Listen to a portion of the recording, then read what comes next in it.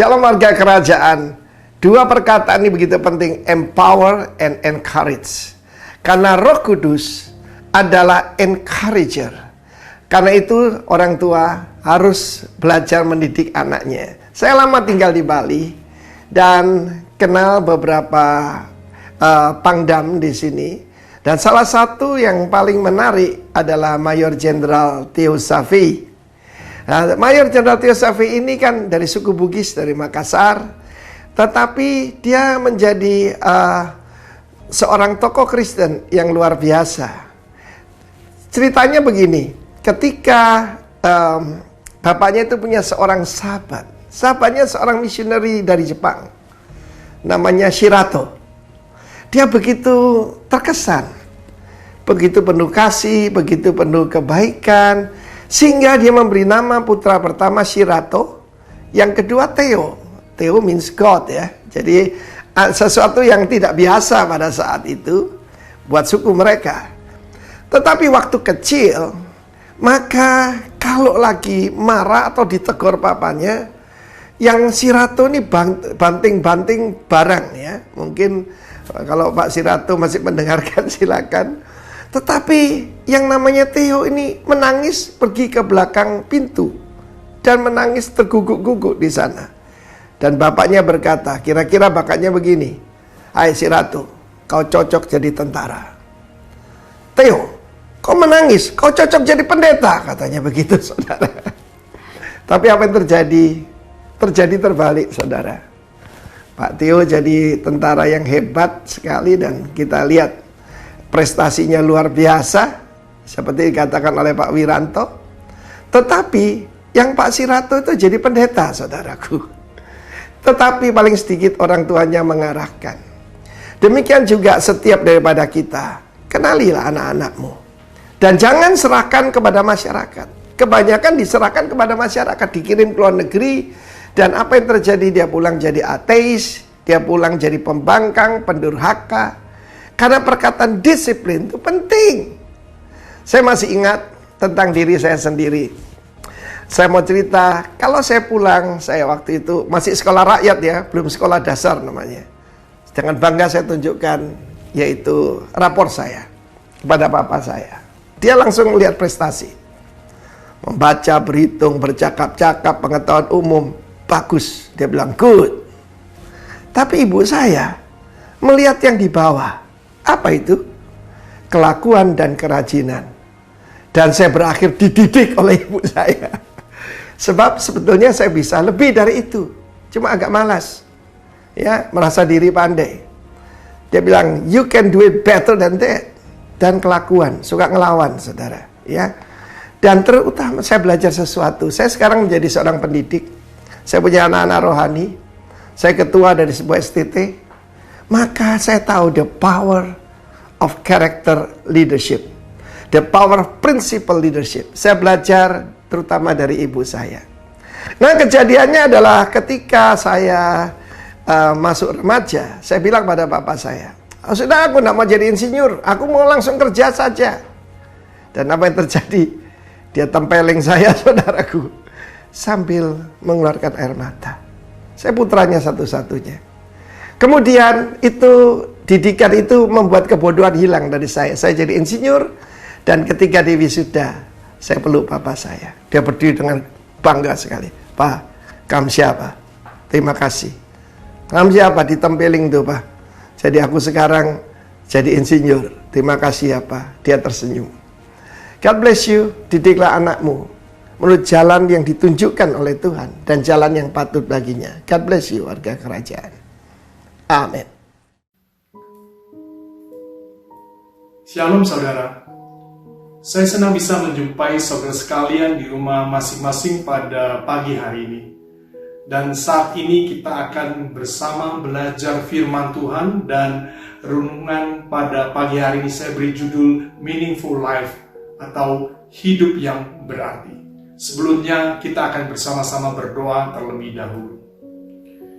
Terima kasih Tuhan, saat pagi hari ini kami boleh beribadah dan saat ini kami akan mendengarkan firman Tuhan. Oleh sebab itu Tuhan, kami memohon supaya Roh Kudus memberikan kami pengertian, sehingga kami tidak hanya mendengarkan firman Tuhan, tetapi ketika kami mengerti, kami boleh menjadi pelaku firman Tuhan.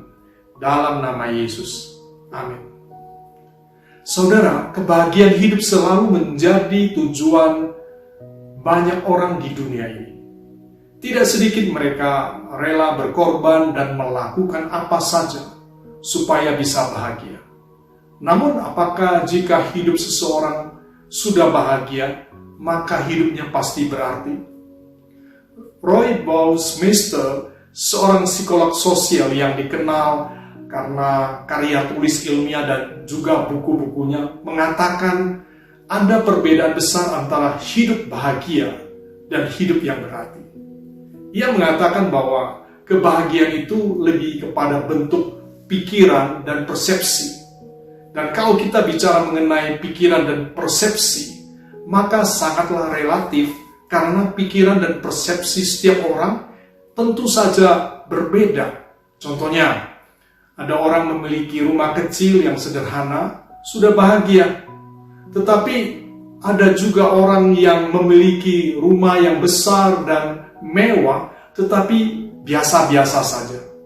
Jadi kebahagiaan itu sangat relatif karena tergantung pikiran dan persepsi seseorang. Sedangkan hidup berarti merupakan rasa puas pada hubungan vertikal, yaitu hubungan manusia dengan penciptanya, hubungan manusia dengan Tuhan. Kalau kita memiliki banyak uang, saya yakin kita pasti bahagia. Walaupun tidak semua orang bisa bahagia karena memiliki banyak uang. Lalu, perhatikan saudara, apa yang akan kita lakukan dengan uang itu menentukan apakah hidup kita menjadi berarti atau tidak. Saudara, ada seorang wanita yang pastinya tidak asing lagi bagi kita. Yang namanya adalah Christina Onassis. Ia adalah anak dari raja kapal Yunani yang bernama Aristotle Onassis. Sejak kecil, Christina sudah hidup dalam kemewahan, tetapi karena kesibukan orang tuanya, ia diserahkan kepada pembantu untuk diasuh dan dididik. Saudara tahu, untuk baju bonekanya saja, itu memakai rancangan terbaik dari perancang busana papan atas yang harganya sangat mahal. Semua yang diimpikan anak-anak ia miliki. Semuanya, apa saja. Kedua orang tuanya bercerai dan masing-masing menikah lagi lebih dari sekali. Dan saat ayahnya meninggal, Christina mewarisi seluruh harta yang ditinggalkan oleh ayahnya. Harta yang diwariskan itu berupa ada simpanan deposito dengan uang yang sangat banyak, nilainya sangat besar. Ayahnya juga meninggalkan real estate, ada danau yang sudah dibeli kemudian diberikan kepada Christina, pulau-pulau pribadi, perusahaan penerbangan, armada laut, dan masih banyak harta kekayaan lainnya. Sungguh sebuah peninggalan yang luar biasa banyaknya. Dan ketika dewasa, Christina menikah dengan seorang lelaki berkebangsaan Amerika dan beberapa bulan kemudian bercerai. Ia menikah lagi dengan pria Yunani dan hanya beberapa bulan saja kemudian bercerai lagi. Menikah lagi dengan seorang Rusia, lumayan lama, bisa bertahan 1 tahun, juga bercerai lagi. Terakhir dia menikah untuk yang keempat kalinya dengan seorang lelaki berkebangsaan Prancis dan hanya bertahan beberapa bulan saja kemudian bercerai lagi. Jadi Christina 4 kali bercerai, ia gagal di dalam membangun rumah tangganya. Akhirnya ia memutuskan hidup sendiri dan mencari kebahagiaan dengan berganti-ganti pasangan tanpa adanya ikatan pernikahan. Namun kebahagiaan yang dicarinya tidak kunjung hadir. Saya perempuan paling kaya sedunia, tetapi yang paling tidak bahagia, katanya kepada wartawan yang pernah mewawancarainya. Sejak itu, Christina tidak menikah lagi dan bertekad meraih kebahagiaan dengan caranya sendiri. Dia menghabiskan sisa hidupnya dengan bepergian ke berbagai kota di seluruh dunia, dipenuhi keputusasaan dan kekecewaan, hingga akhirnya Christina ditemukan mati bunuh diri di sebuah hotel di Argentina. Sungguh mengenaskan. Pertanyaannya, mengapa Christina yang begitu kaya bunuh diri? Saya yakin ia bukan saja merasa tidak bahagia, tetapi yang pasti, saudaraku, ia mengakhiri hidupnya. Ia bunuh diri karena merasa hidupnya tidak berarti. Pertanyaannya sekarang, bagaimana dengan kita? Apakah saat ini kita merasa hidup kita bahagia dan berarti? Atau sebaliknya, merasa hidup ini susah dan tidak berarti? Saat ini banyak orang merasa hidup tidak berarti. Semuanya serba sulit, semua serba tidak tentu, tidak memiliki pengharapan, tidak tahu harus berbuat apa. Apalagi ditambah dengan hadirnya pandemi COVID-19, rasanya hidup semakin tidak berarti. Saya berjumpa dengan seorang wanita yang sudah berusia 75 tahun. Dia mengatakan hidup ini tidak berarti dan mulai bercerita. Saya lahir, saya dibesarkan, saya sekolah, bekerja, dan menikah. Saya mendapatkan apa yang saya harapkan. Ada rumah, mobil, harta, kekayaan. Tetapi sekarang suami saya terbaring sakit. Tidak bisa berbuat apa-apa. Anak saya juga sangat jarang mengunjungi saya. Anak yang paling kecil cacat mental. Apa arti hidupku? Tanyanya. Hidup ini tidak berarti. Suami saya sedang menunggu hari kematiannya. Begitu juga dengan saya, tidak ada pengharapan dan tidak ada artinya. Apakah saudara saat ini juga mengalami hal yang sama dengan wanita tersebut? Merasa hidup tidak berarti? Oleh sebab itu, saudara, saat pagi hari ini penting sekali kita belajar bagaimana hidup kita bisa menjadi berarti. Menjadi hidup yang berarti. Mari kita akan membaca dalam surat Paulus kepada jemaat di Roma, pasal 12 ayat yang pertama. Ayat ini sudah tidak asing lagi bagi kita semua. Karena itu, saudara-saudara, demi kemurahan Allah, aku menasihatkan kamu, supaya kamu mempersembahkan tubuhmu sebagai persembahan yang hidup, yang kudus, dan yang berkenan kepada Allah. Itu adalah ibadahmu yang sejati. Secara garis besar, surat Roma dapat dibagi menjadi 3 bagian. Bagian yang pertama dari Roma pasal 1 hingga pasal yang ke-8, Paulus menjelaskan dasar pengajaran. Apa artinya iman Kristen, apa itu Injil Yesus Kristus, bagaimana Kristus menebus dan menyelamatkan kita. Itu ada di pasal yang pertama hingga pasal yang ke-8. Lalu bagian yang kedua dari Roma pasal 9 hingga ayat yang ke-11, Paulus menjelaskan bagaimana Allah bekerja, yaitu memilih umat Israel di perjanjian lama.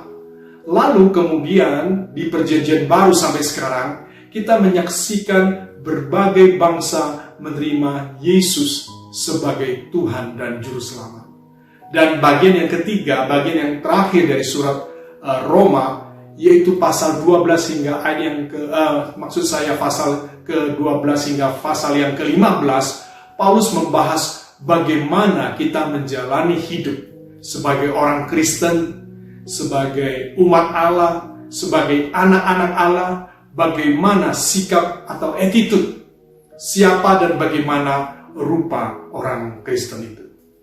Saudara, pohon bisa tumbuh besar, megah dan berbuah, tetapi kita bisa kaget ketika pohon itu tiba-tiba tumbang dan mati.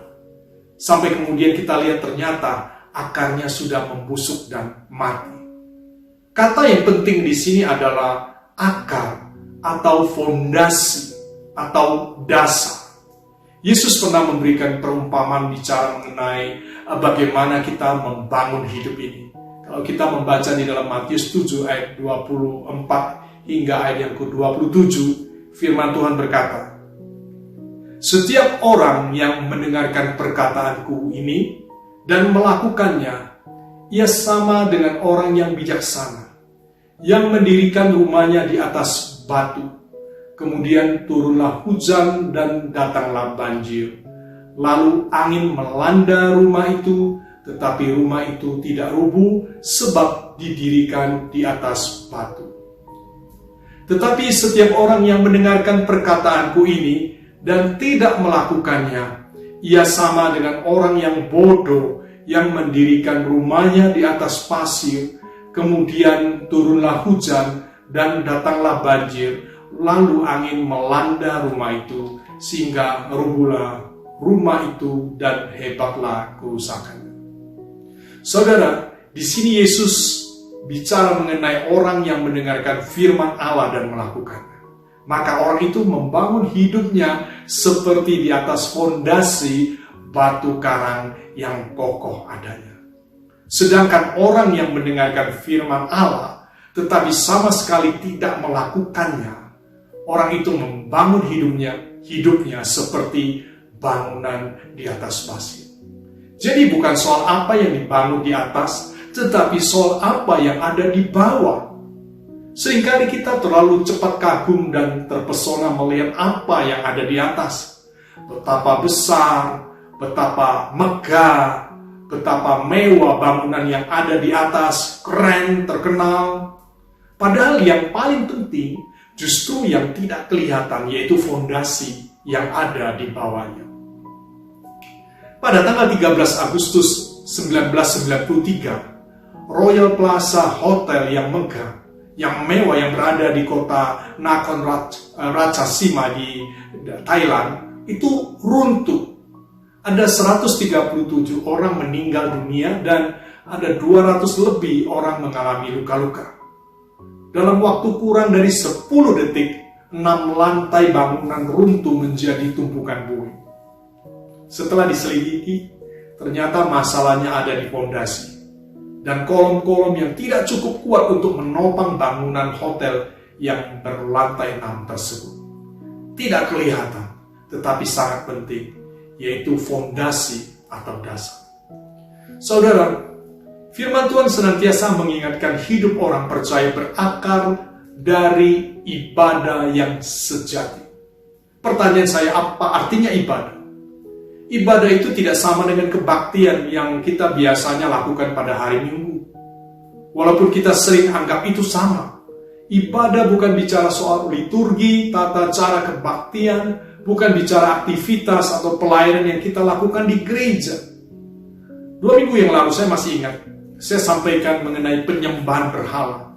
Penyembahan berhala adalah kepada apa atau siapa kita meletakkan seluruh hidup kita selain kepada Tuhan.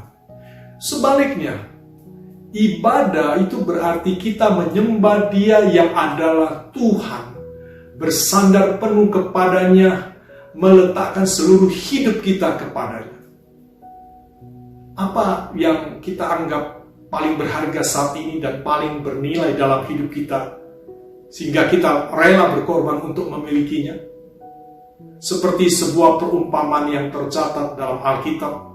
Ada orang yang menemukan harta terpendam di ladang. Lalu oleh sukacitanya pergilah ia menjual seluruh miliknya, lalu membeli ladang itu. Ia rela berkorban menjual seluruh miliknya untuk membeli ladang di mana ada harta yang terpendam di sana. Apa yang memberi kita makna dan tujuan dalam hidup ini? Kenyamanankah? Kesuksesankah? Materi, uang, kuasa, orang yang bisa diandalkan? Bagaimana kita membangun hidup kita? Pernahkah kita memikirkan dalam-dalam apa yang menjadi fondasi hidup kita? Apakah Kristus menjadi batu karang yang kokoh dalam hidup kita? Sehingga kita menjadi seorang yang ia sebut sebagai orang yang bijaksana? Sudahkah kita menemukan hidup bermakna, hidup yang berarti. Karena itulah tema yang penting dalam Roma 12 ayat yang pertama. Dan fondasi itu ada di ayat ini. Kita akan membaca lagi, kita simak sekali lagi apa makna dari ayat tersebut. Karena itu saudara-saudara, demi kemurahan Allah, aku menasihatkan kamu supaya kamu mempersembahkan tubuhmu sebagai persembahan yang hidup, yang kudus dan yang berkenan kepada Allah. Itu adalah ibadahmu yang sejati. Roma 12 ayat yang pertama dimulai dengan kata karena itu. Sekali lagi, dimulai dengan kata karena itu. Ini adalah satu kata yang sangat penting, yang memperlihatkan itulah akarnya, itulah sebabnya, itulah sumbernya, itulah adalah alasan yang menopang hidup kekristenan kita. Hidup kekristenan kita ini ditopang dan didasarkan kepada apa? Jelas sekali, didasarkan kepada apa yang telah dikerjakan Allah di dalam Tuhan Yesus Kristus. Di pasal 1 hingga pasal 11 surat Roma yang kita baca tadi, Paulus membicarakan bagaimana penebusan Yesus Kristus di atas kayu salib. Paulus bicara bagaimana Kristus telah menjadi sumber keselamatan itu. Paulus bicara kondisi kita sebelum mengenal Kristus. Sepatutnya kita dihukum oleh Allah karena kita tidak lebih baik daripada orang-orang lain. Tetapi oleh karena Yesus Kristus, kita menerima pengampunan, penebusan, dan pembenaran di hadapan Allah. Oleh karena iman kepada Yesus Kristus, kita menjadi umat Allah. Dan itu semata-mata karena belas kasihan dan anugerah Allah. Bukan karena kita hebat, bukan karena kita kaya, bukan karena kita lebih baik, sehingga Allah menjadikan kita umatnya. Itulah yang menjadi akar dan sumber keberadaan kita sebagai orang Kristen. Belas kasihan, kemurahan Tuhan, dan anugerahnya yang besar. Saudara, saya memiliki seorang kenalan, kami berjumpa di kolam renang, ya, karena saya suka olahraga renang. Beliau warga negara Amerika dan kakeknya seorang Yahudi yang sampai sekarang masih tinggal di Yerusalem. Dia mengatakan tahun 2018 baru saja menjadi Kristen, terima Yesus sebagai Tuhan dan Juru Selamat. Tetapi masih banyak hal yang belum beliau ketahui mengenai kekristenan. Dan kesempatan tersebut menjadi kesempatan yang indah yang Tuhan berikan kepada saya untuk menjelaskan tentang apa yang Yesus lakukan bagi umat manusia.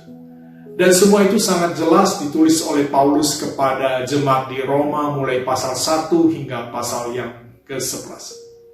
Kemudian teman saya berkata, sesimpel itu ya, semua manusia telah berdosa dan upahnya adalah maut. Karena kasih Allah yang besar, Yesus datang dari surga ke bumi untuk menebus dosa manusia dengan cara mati di kayu salib. Dan siapa yang percaya kepadanya, mereka akan beroleh keselamatan dan hidup yang kekal. Tetapi tidak semua orang bisa mengerti akan belas kasihan dan anugerah Allah. Bagaimana dengan saudara? Apakah kita masih menyia-nyiakan dan tidak menghargai belas kasihan, kemurahan Tuhan dan anugerahnya yang besar itu? Ataukah memang kita masih belum mengerti? Teman saya memiliki seorang kembar dan saat ini tinggal di Hawaii. Di rumahnya ada gambar Yesus yang besar. Tetapi ketika teman saya berkata kepada saudara kembarnya itu, Yesus telah mati dan darahnya telah tercurah dan menguduskan setiap orang yang percaya kepadanya. Dan yang percaya kepadanya akan memperoleh keselamatan dan hidup yang kekal. Apa tanggapan dari saudara kembarnya? Ia berkata, how comes? Bagaimana bisa? Ia belum tahu dan mengerti mengenai belas kasihan, kemurahan Tuhan dan anugerahnya yang besar itu. Walaupun di rumahnya ada gambar Yesus yang besar terpampang di dinding ruang tamunya. Ternyata ia disesatkan oleh gerakan zaman baru atau New Age Movement. Suatu gerakan yang dalam banyak segi mengambil tema-tema Kristen, tetapi dengan pengertian yang berbeda.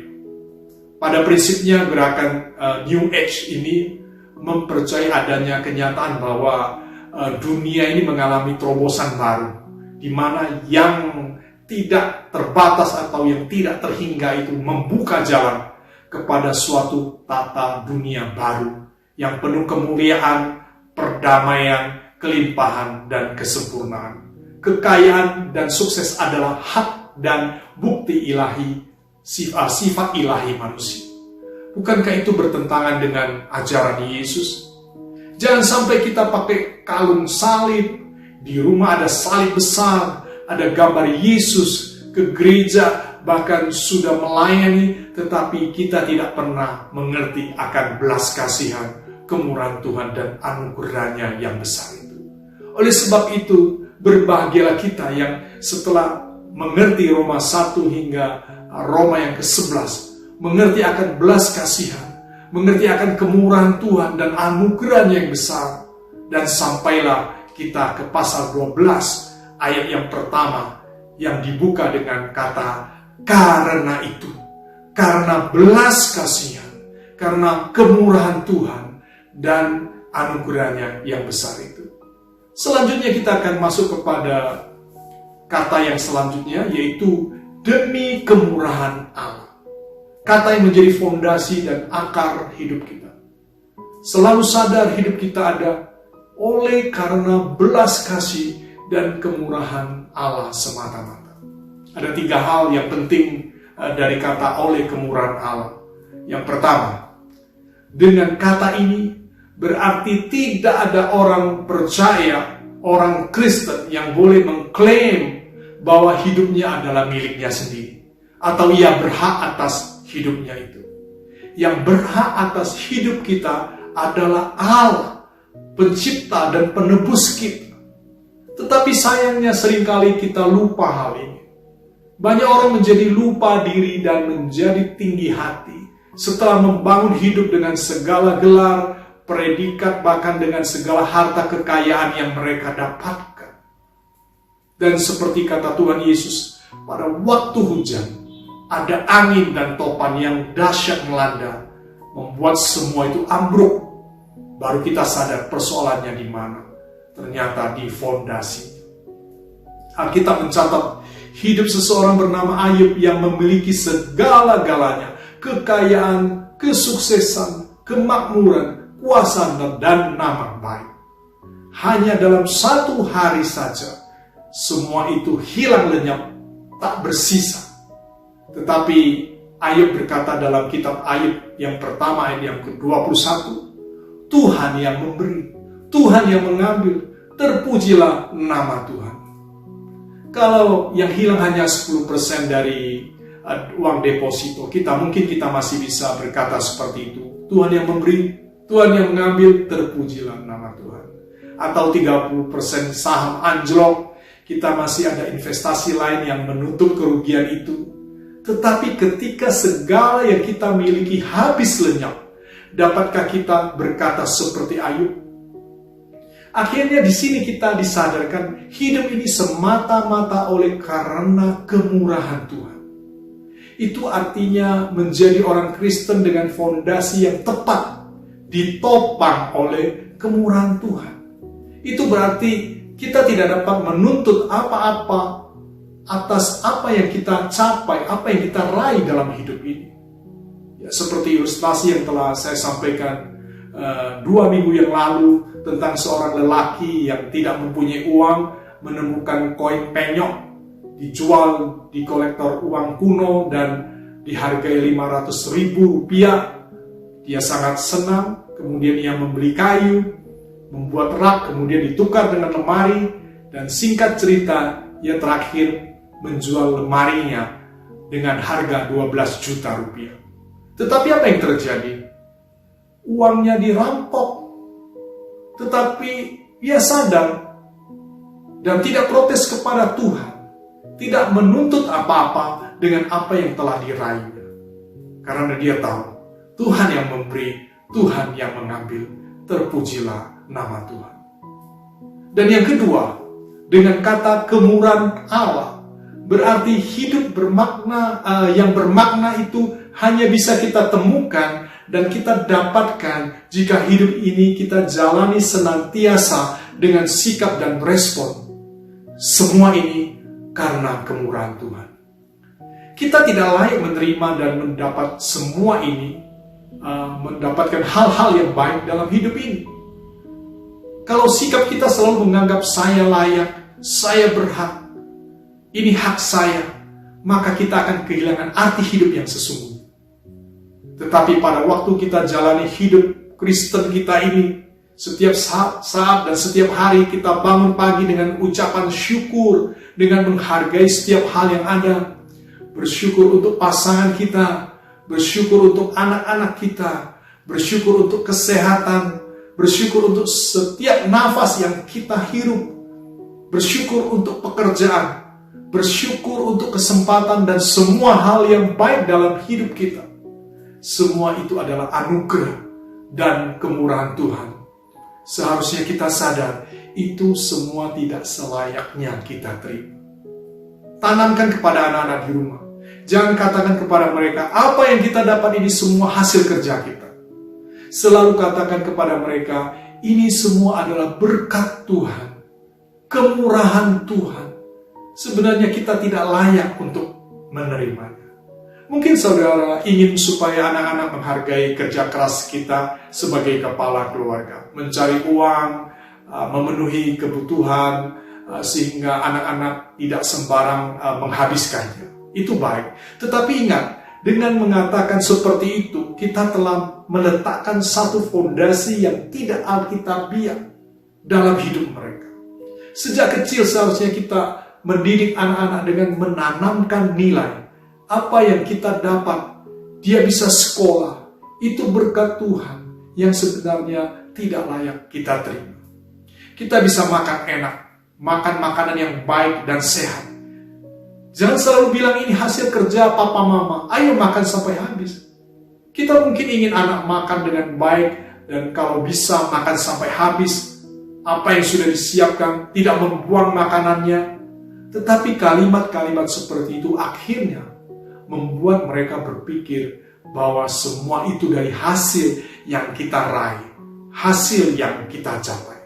Dengan cara seperti itu, secara tidak langsung kita telah menanam nilai yang keliru dalam hidup mereka. Mereka tidak akan berpikir bahwa semua ini karena kemurahan Tuhan, tetapi karena hasil pencapaian manusia. Dan hal itu merupakan awal penyebab seseorang merasa diri hebat dan akhirnya menjadi tinggi hati, menjadi sombong. Mari kita hidup dengan sebuah kesadaran, semua yang ada pada kita, yang kita miliki dalam hidup ini, karena kemurahan Tuhan. Tidak selayaknya kita terima. Dan biarlah kita menghargai belas kasihan Allah atas hidup kita semua. Kalau kita sadar, maka kita tidak akan pegang erat-erat semua yang kita miliki, yang sebenarnya memang bukan milik kita.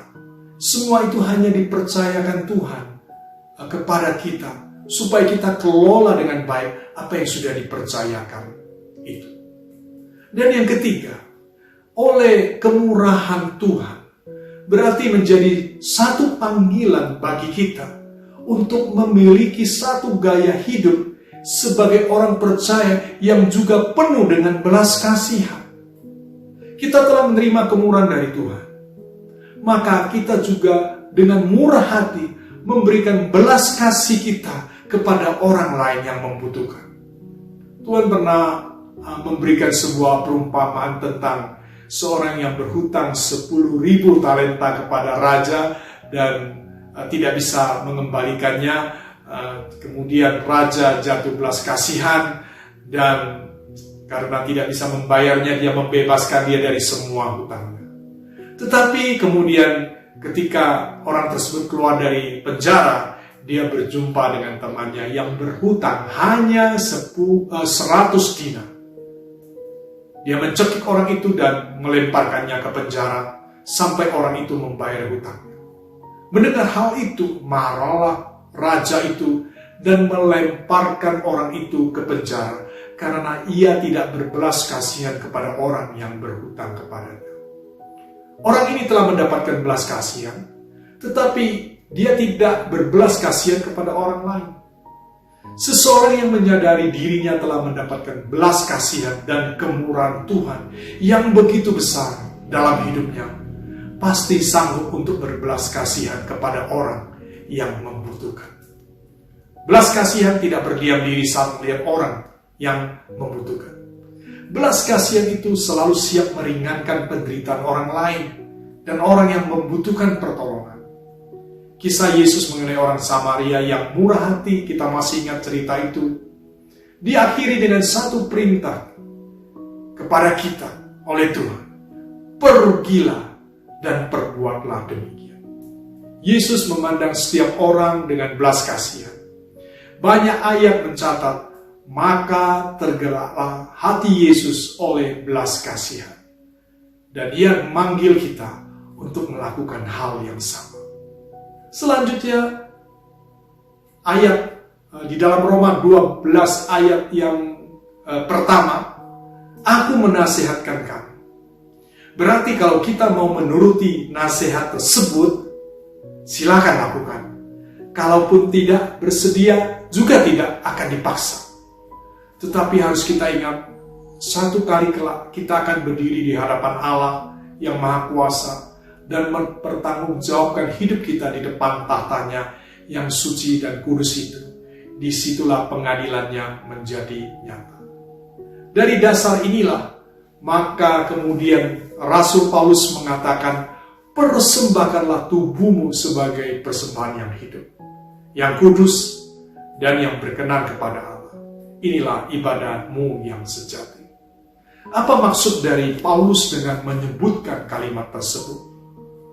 Di masa perjanjian lama, orang datang kepada Tuhan membawa persembahan korban binatang yang disembelih.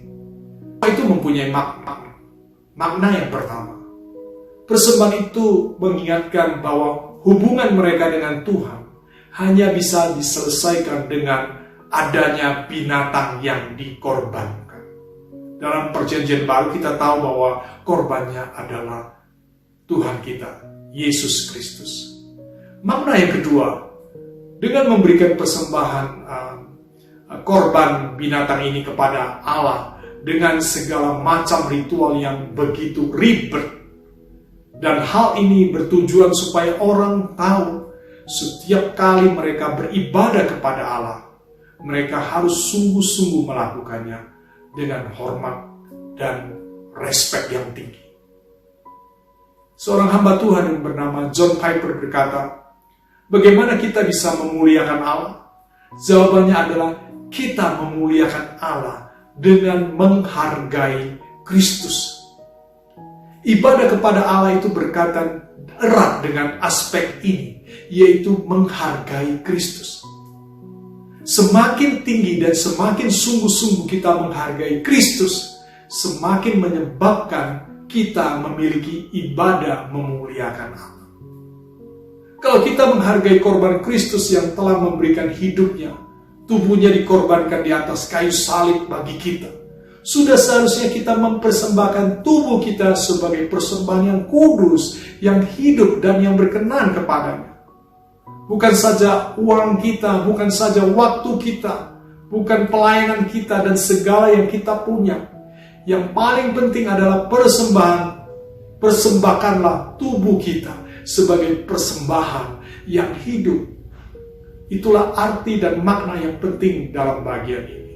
Dan yang kedua, perjanjian lama, ibadah berpusat kepada tempat dan waktu. Dan pada saat waktu Paulus katakan ibadahmu berkaitan dengan persembahan tubuhmu, maka di sini mengingatkan kembali apa yang pernah Yesus katakan di dalam Yohanes 4 ayat 21 hingga ayat 24. Saatnya akan tiba bahwa orang tidak lagi menyembah Allah di gunung ini atau di Yerusalem, tetapi engkau akan berbakti kepada Allah di dalam roh dan kebenaran.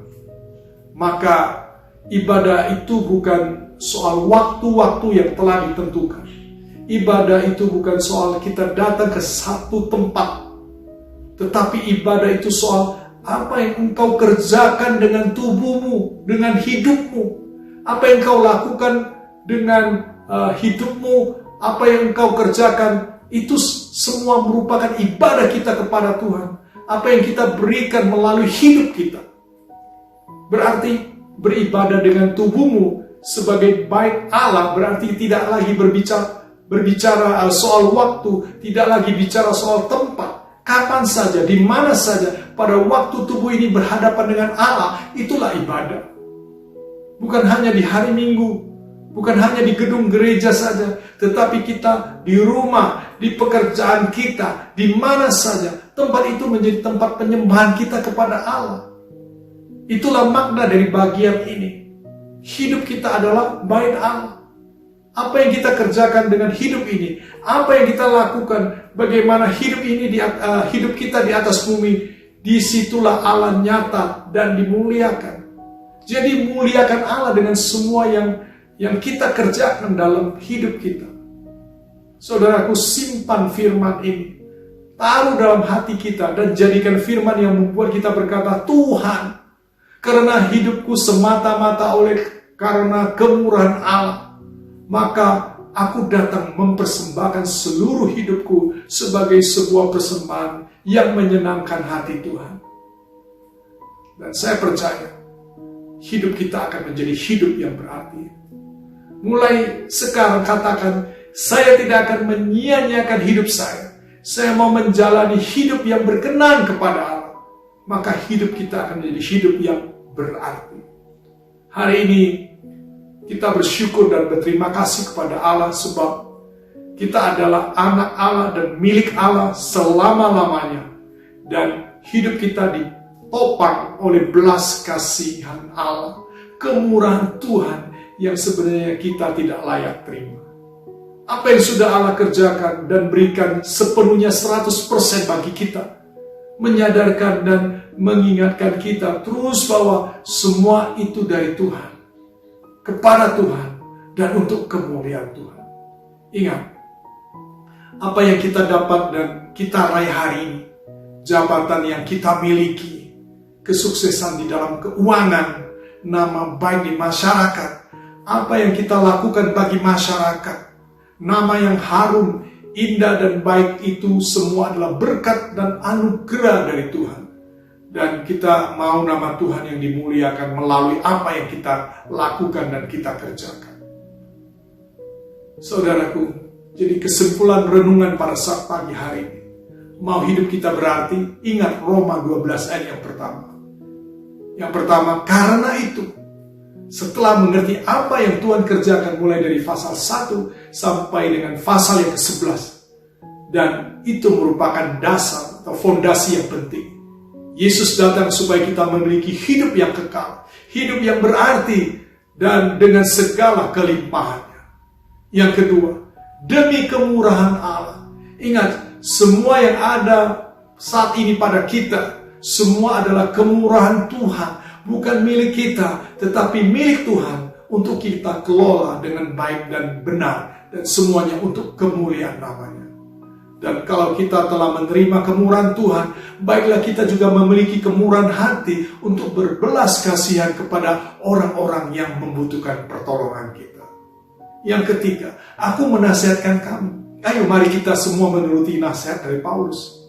Yang keempat, persembahkan tubuhmu sebagai persembahan yang hidup, yang kudus dan yang berkenan kepada Allah. Itulah ibadahmu yang sejati. Jangan lagi kita menyia-nyiakan hidup kita.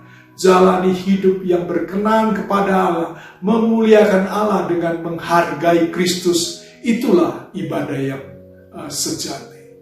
Kiranya firman Tuhan pada saat pagi hari ini boleh menjadi berkat bagi kita semua, terus bertumbuh dan menjadikan hidup kita berarti. Mari kita berdoa. Terima kasih Tuhan, mengucap syukur untuk firman Tuhan yang sudah kami terima saat pagi hari ini. Kami rindu supaya hidup kami berarti, dan dengan kami mentaati firman Tuhan yang ada di dalam Roma 12 ayat yang pertama, ya Tuhan, kami percaya itu memampukan kami.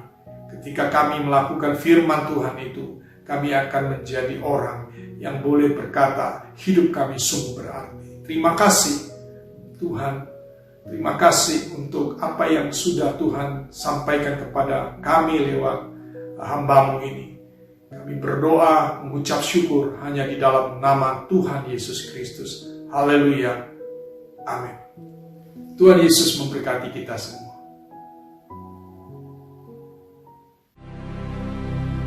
Kau hiasi kehidupanku dengan kemurahan-Mu.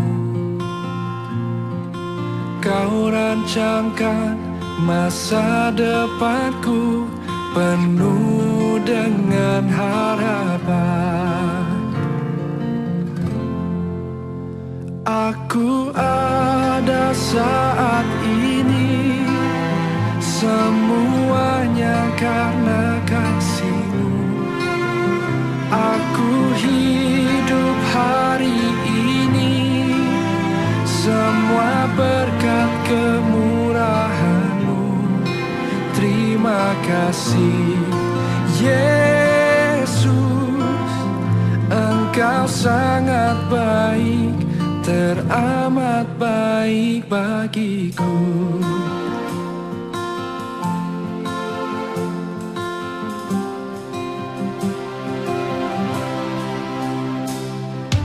Kau hiasi kehidupanku dengan kemurahan-Mu.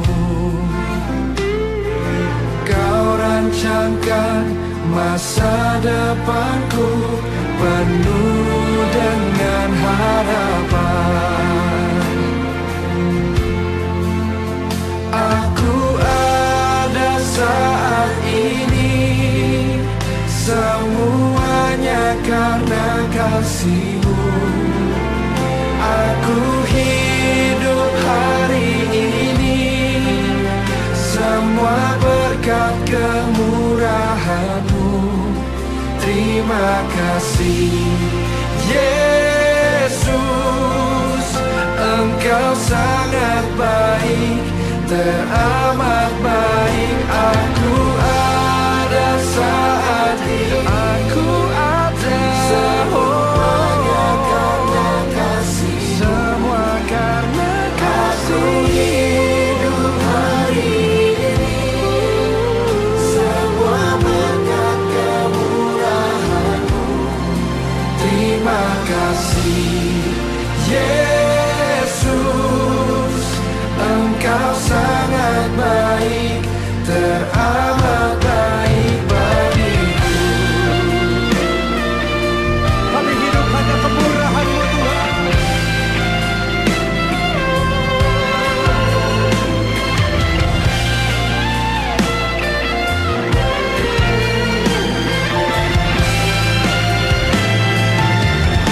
Mari angkat kedua tangan-Mu, sama-sama katakan. Aku ada saat ini, semuanya karena kasih-Mu. Aku hidup hari ini, semua berkat kemurahan-Mu. Terima kasih Yesus, Engkau sangat baik, teramat baik bagiku. Aku ada saat ini, semuanya karena kasih-Mu. Aku hidup hari ini, semua berkat kemurahan-Mu. Terima kasih Yesus. Terima kasih